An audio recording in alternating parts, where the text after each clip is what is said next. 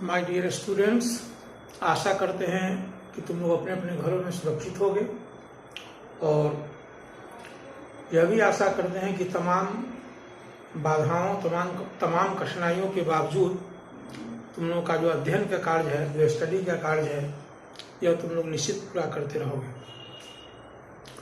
आज का मेरा टॉपिक है principal of reversibility of light.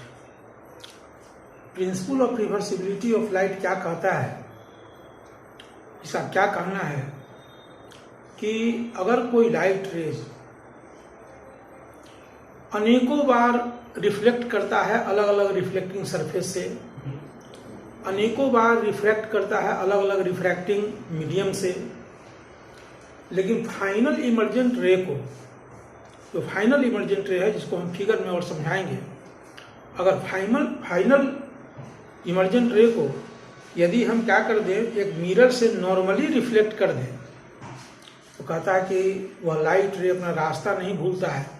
जिस रास्ते से रिफ्लेक्ट किए हुए आता है, जिस रास्ते से रिफ्रैक्शन के थ्रू आता है, अगर फाइनल इमर्जेंट रे को हम नॉर्मली अगर रिफ्लेक्ट कर देते हैं तो वह लाइट रे अपने पाथ को फिर से रिट्रेस करता है।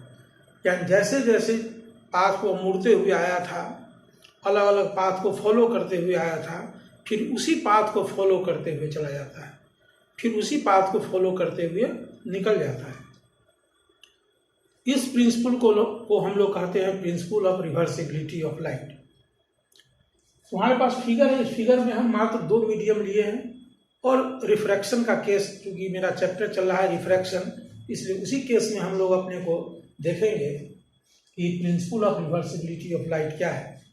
तो इस फिगर में देखोगे पहला मीडियम और दूसरा मीडियम, यह ए बी जैसा कि बताया गया है, तुमको इंटरफेस हो गया। दोनों मीडियम के बीच को सेपरेट करने वाला इमेजिनरी सरफेस है, वह इंटरफेस हो गया। और इंटरफेस में जो इंसिडेंट रे, पहला इंसिडेंट रे है, उसका एंगल ऑफ इंसिडेंस आई है और angle of refraction second medium में होता है। एंगल ऑफ रिफ्रैक्शन क्या है, सेकेंड मीडियम में है। अब जो देख रहे हो कि ये इमर्जेंट रे है, इस इमर्जेंट रे को हम एक मिरर, यहाँ एक मिरर ले लिए हैं और इस मिरर से क्या करते हैं, इमर्जेंट रे को रिफ्लेक्ट करवाते हैं, नॉर्मली रिफ्लेक्ट करवाते हैं, परपेंडिकुलरली रिफ्लेक्ट करवाते हैं। तो देखते हैं क्या कि यहाँ एंगल ऑफ इंसिडेंस 0 हो गया। ध्यान है कि 90 डिग्री कन्फ्यूजन है, 90 डिग्री नहीं है, क्योंकि नॉर्मल इंसिडेंस होता है तो एंगल ऑफ इंसिडेंस हो गया 0। और उसके बाद क्या किया, लाइट फिर यहाँ से रिफ्लेक्ट करता है और फिर अपने पाथ को फॉलो करते हुए उल्टा डायरेक्शन में निकलता है। तो इस डायरेक्शन में जैसे ये यहाँ पर P लिख दें हम, यहाँ पर अगर O लिख दें और यहाँ पर Q लिख दें, तो पहला केस है P से O, O से Q, लेकिन सेकेंड केस क्या हो जाएगा, O से Q, Q से O और फिर O से P। यहाँ लाइट को हम नॉर्मली क्या कर दिए हैं, रिफ्लेक्ट करवा दिए हैं। तो इस केस में principle of reversibility of light कहता है कि after suffering of several reflections and refractions, अनेकों बार रिफ्लेक्शन और रिफ्रैक्शन के बाद, if the final emergent ray gets reflected back normally, यानी परपेंडिकुलरली यदि रिफ्लेक्ट करा देते हैं, तो the reflected light ray retraces its whole path, अपने पाथ को क्या करता है, फिर से रिट्रेस करते हुए बाहर निकल जाता है। लेकिन इस principal of reversibility of light का एक बहुत ही प्रैक्टिकल जो आउटकम है, एक मेरे पास जो थ्योरी आता है, वह यह है कि अगर मान लीजिए कि पहले केस में हम स्नेल्स लॉ अप्लाई करते हैं, तो sine I by sine R, हम जानते हैं sine I by sine R होता है 1 म्यू 2 होता है mu 2 by mu 1, mu 2 by mu 1 होता है V1 by V2, V1 by V2 होता है लैम्डा 1 बाई लैम्डा 2। इसको तुमको पिछले वाले वीडियो में बताए थे कि जब कभी sine I by sine r आ जाए स्नेल्स लॉ के अनुसार, तो यह पूरा इक्वेशन एक बार दिमाग में क्या करना चाहिए, रिफ्लेक्ट करना चाहिए। सारे डिपेंडेंस वेलोसिटी पर कैसे डिपेंड करता है, वेवलेंथ के साथ क्या रिलेशन है, एब्सोल्यूट रिफ्रैक्टिव इंडेक्स के साथ क्या रिलेशन है, angle of incidence angle of reflection के साथ रिफ्रैक्टिव इंडेक्स का क्या रिलेशन है, ये सारे एक साथ आ जाने चाहिए। लेकिन लाइट जब रिवर्स करता है, यानी Q से जब O पर जाता है, O से जब P पर जाता है, तो तुम देखोगे कि लाइट जब ऐसे गया और ऐसे चला जाता है। अब एंगल ऑफ इंसिडेंस मेरा हो गया R और एंगल ऑफ रिफ्रैक्शन हो गया मेरा I। किस रे के लिए? लौटने वाले रे के लिए। और आने वाले रे के लिए angle of incidence I, angle of refraction R।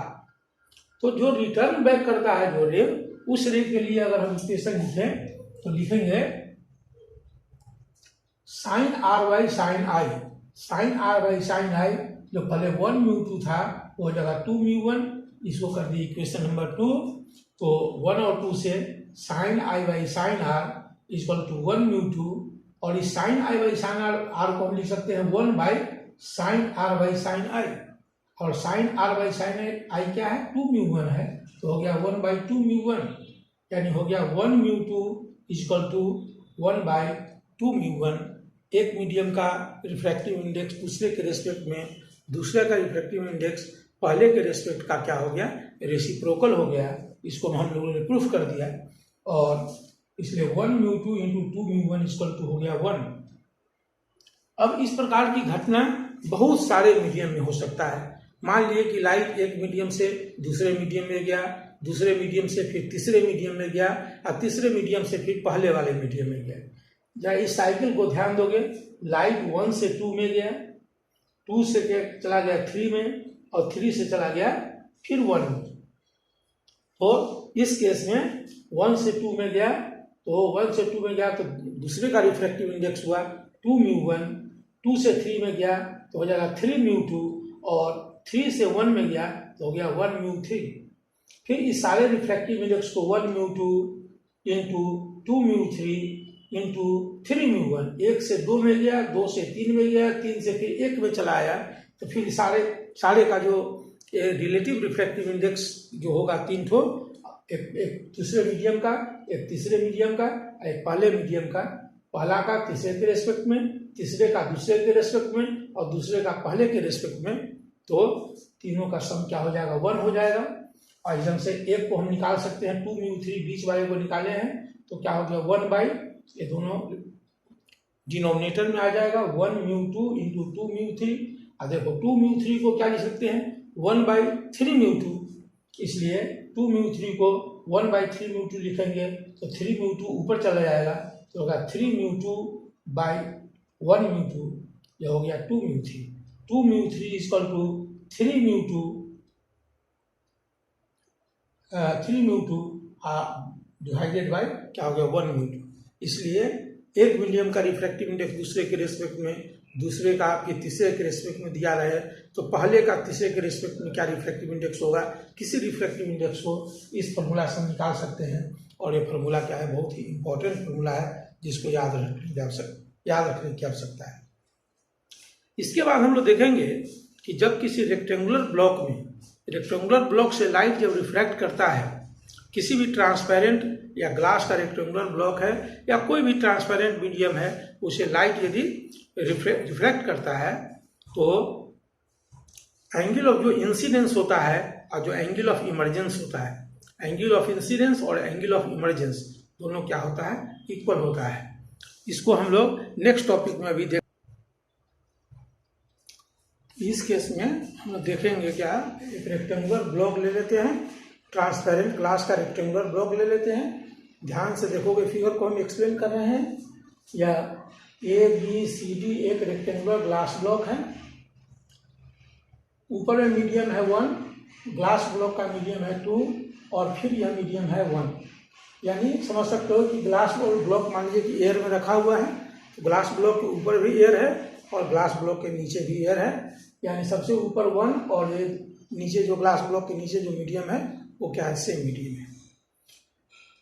इस प्रकार देखते हैं कि इसमें 2 इंटरफेस बन रहा है। एक इंटरफेस AD है जो 1 और 2 को क्या करता है? सेपरेट करता है। और दूसरा इंटरफेस क्या है? BC है, AB क्या करता है? 2 और 1 को सेपरेट करता है। पहले हम इंसिडेंट रे ले लिए हैं PQ, रिफ्रैक्टेड रे दूसरे मीडियम में हो गया QR, और RS क्या हो गया फिर फर्स्ट मीडियम में इमर्जेंट रे हो गया। तो इस प्रकार हमको प्रूव करना है कि इंसिडेंट रे PQ जो है सो इमर्जेंट रे RS के क्या है, पैरेलल है। यानी ये भी प्रूव करना है कि जो एंगल ऑफ इंसिडेंस है और एंगल ऑफ इमर्जेंस है वो दोनों क्या है, इक्वल है। तो बहुत ही आसान है, कॉपी कलम लेकर के बैठोगे, वीडियो को सिर्फ देखने से कोई फायदा नहीं होगा। तो पहले इस फिगर को ड्रॉ कर लोगे और इसी वीडियो से क्या करना है, तुमको नोट्स भी तैयार करना है, और नोट्स जब तैयार करोगे तो पाओगे, और उसको एक दो बार क्या करना है रिवीजन करना है।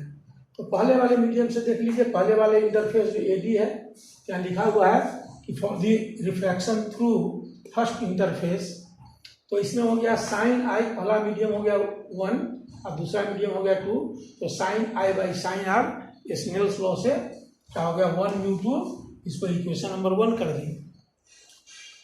और for the refraction through the second interface, यानी सेकेंड इंटरफेस मेरा क्या है BC से जो लाइट रिफ्रैक्ट करता है, तो देखते हैं कि BC के लिए जो ये रिफ्रैक्टेड रे था पहला केस में, वह हो गया इंसिडेंट रे। BC के लिए या QR क्या था, पहले केस के लिए रिफ्रैक्टेड रे था, अब इस केस के लिए क्या हो गया, QR इंसिडेंट रे हो गया, और RS क्या हो गया, रिफ्रैक्टेड रे हो गया। तो यहाँ हम देखते हैं कि लाइट जा रहा है मीडियम नंबर 2 से मीडियम नंबर 1 में, इसलिए स्नेल्स लॉ लगाएंगे तो याद रखेंगे कि अब जो रिफ्रैक्टिव इंडेक्स होगा सो 1 का होगा, क्योंकि लाइट रिफ्रैक्ट कर रहा है मीडियम नंबर 1 में, किसके रेस्पेक्ट में होगा, तो मीडियम नंबर 2 के रेस्पेक्ट में होगा। इस बात को ध्यान में रखना है।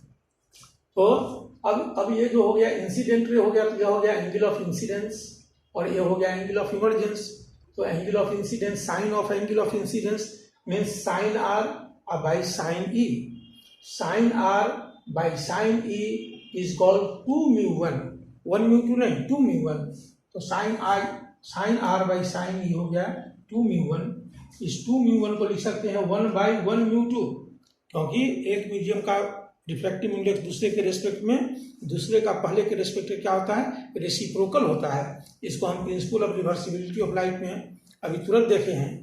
तो 2 mu 1 equal to 1 by 1 mu 2, और 1 म्यू 2 हम लोग क्या निकाले हैं, sine I by sine r, यानी ये 1 by sine I by sine r, और यह क्या होगा, रेसिप्रोकल इसका हो जाएगा, तो ऊपर होगा sine r by sine i. अब पहला टर्म को देखो, sine r by sine e equal to sine r by sine i, या साइन आर और ये साइन आर क्या होगा, कैंसिल हो जाएगा, और कैंसिल होने पर मेरे पास बचेगा sine e equal to sine i. तो sine e equal to sine i, तो क्या हो गया, आई इक्वल टू ई हो गया। यानी एंगल ऑफ इंसिडेंस, जो प्रीवियस जो सबसे पहले जो इनिशियल एंगल ऑफ इंसिडेंस था आई, और जो final emergent angle of emergence है ई, ये दोनों हम लोग प्रूफ कर दिए क्या है, दोनों एक दूसरे के इक्वल है। अब तुम ध्यान दोगे कि N1 और N2 जो दोनों नॉर्मल है, सो क्या है, एक दूसरे के पैरेलल है, एक दूसरे के पैरेलल है। तो एक दूसरे के पैरेलल जब है तो आगे क्या है, ट्रांसवर्सल है, और इसको आगे बढ़ाएंगे तो इसके साथ भी कट करेगा, और साइन आई बाई साइन ई हम लोग क्या कर दिए हैं, इक्वल प्रूफ कर दिए हैं। इसका मतलब यह साइन आई या एंगल आई और यह एंगल ई क्या होगा, कॉरस्पॉन्डिंग एंगल हो गया, इक्वल हो गया, क्योंकि N1 और N2 क्या है, एक दूसरे के पैरेलल है। इसका मतलब हो गया कि यह जो रे है PQ और जो रे है RS, ये क्या होगा, एक दूसरे के पैरेलल हो गया। यानी इंसिडेंट रे इमर्जेंट रे के पैरेलल हो गया, या दूसरे शब्दों में बोलोगे तो यह हो गया angle of incidence equal to angle of emergence. लेकिन यह किस केस में होगा, सिर्फ एक ही केस में, यदि लाइट का रिफ्लेक्शन रेक्टेंगुलर ग्लास स्लैब से होकर के होता है। इसको नोट्स तैयार करोगे और पहले इसको वीडियो पॉज करके लिख लोगे, और एक दो बार यदि खुद तुम नहीं लिखोगे, खुद इसको प्रूफ नहीं करोगे, तो शुरू में लगेगा कि बहुत हल्का है, लेकिन जब तुम प्रूफ करने जाओगे खुद तो उसमें कहीं ना कहीं कोई गलती हो जाएगी। इसलिए उसको बार बार तुमको क्या करना है, उसको रिवाइज करना है। ठीक है, धन्यवाद।